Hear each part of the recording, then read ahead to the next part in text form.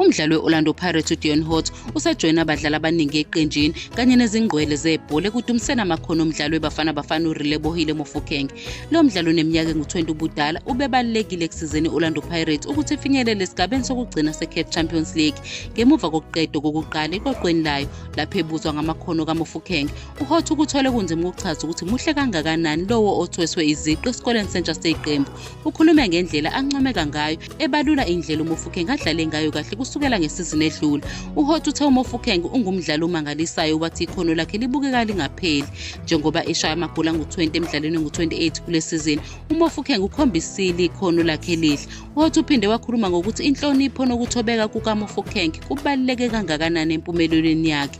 Uthe uMofokeng uyabalalela abadlali asebekhulile, wathi lokhu kuzomsiza ukuthi afike kude emsebenzini wakhe. uHolt uphinde waveza ukuthi uMofokeng unesimilo esincomekayo futhi uthobekile, okumenza agqame njengomdlali osemncane onekhono.